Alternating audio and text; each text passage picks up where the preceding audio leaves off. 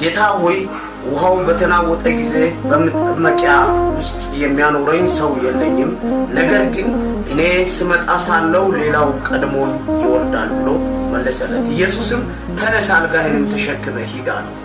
ወዲያውኑ ሰውየው ዳነ፣ አልጋውንም ተሸክሞ ሄደ። ያም ቀን ሰንበት ነበርና፣ ስለዚህም አይሁድ የተፈወሰውን ሰው ሰንበት ነው፣ አልጋህን ልትሸከም አልተፈቀደልህም አሉ።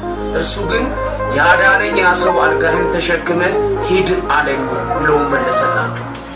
በዚህ ቦታ ላይ ሰውየው አንድ የተናገረው ነገር ያዳነኝ ያ ሰው አልጋህን ተሸክመ ሂድ አለኝ። ይሄ ሰውዬ ከ38 ዓመት ጀምሮ ወይንም ታሞ በሚተኛ በበጎች በር በዛ መመላለሻ 5 መመላለሻ እንዳለ ከላይ ጀምሮ እናያለን።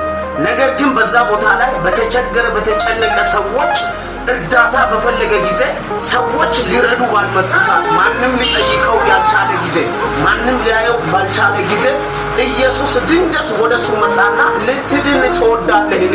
ሰውየው አንድ ነገር ይፈልጋል፣ መዳን ይፈልጋል። ኢየሱስ ሐሳቡን፣ ችግሩን፣ ጭንቀቱን አውቆ መጣና ልትድን ትወዳለህን?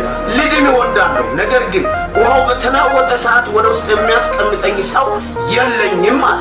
ሰው የለኝም፣ የሚረዳኝ የለኝም፣ የሚያግዘኝ የለኝም። ነገር ግን ውሃው በተናወጠ ሰዓት ቀድመውኝ ይፈወሳሉ። ከኔ በኋላ የመጡ ሰዎች ብዙ ሰዎች ሆኖላቸዋል፣ ተሳክቶላቸዋል። እኔ ግን ቀርቻለሁ። በዚህ ላይ አንድ መልእክት ልናገር እፈልጋለሁ። ከኔ ኋላ ተነስተው እንዲሆኑ ለምትሉ ሰዎች፣ ከኔ ኋላ ነገር እንደዚህ ሆነላቸው በሰው ላይ እይታ የምታደርጉ ሰዎች፣ ጊዜያችሁ ሲደርስ የሚቀድማችሁ የለም። የእናንተ ጊዜ ሲደርስ እናንተ የሚቀድም የለም። አንድ ቃል ልናገራችሁ። ኢየሱስ በመጣ ጊዜ ፕሮሰስ አላበዛ። አልጋህን ተሸክመ ሂድ ነው ያለው። ሰውየው የዛ ጊዜ አልጋውን ተሸክሞ ሲሄድ ትናንት ያልጠየቀው ሰው ሁሉ መዳኑን ሲያዩ አልጋህን ልትሸከም አልተፈቀደልን። ሲሆንለት፣ ሲሳካለት፣ ሲደረግለት፣ ጉብኝት ሲያገኝ ሰዎች መቅናት ይጀምሩ። ወዳጅ አንድ ነገር ስማኝ፣ ሲሆንልህ የሚቀና ይነሳል። ሲሳካልህ በአንተ ላይ የሚመቃኝ ይነሳል። የሚመቃኝ ተነሳ ማለት ጉብኝት ወደ አንተ እየመጣ ነው ማለት ነው። በሰው ሁኔታ በሰው ንግግር የምትሰናከሉ ሰዎች አትሰናከሉ። ጉብኝት ወደ እናንተ እየመጣ ነው። ይህ ሰውዬ አንድ ነገር ነገራቸው።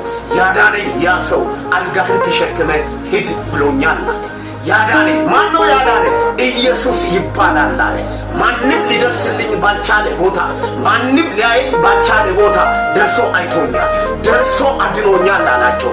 ያዳነኝ ያ ሰው ፈቅዶልኛል። ስለዚህ ወዳጄ ይህንን መልእክት ለምትሰማኝ በዓለም ዙሪያ ላለኝ ወዳጄ በዚህ ቃል የተነሳ ተፈቅዶልሃል። ማንኛውም አልፈቀድም ያለ ጉዳይ ቢኖር በጌታ በኢየሱስ ክርስቶስም ተፈቅዶላችኋል። ተባረኩ።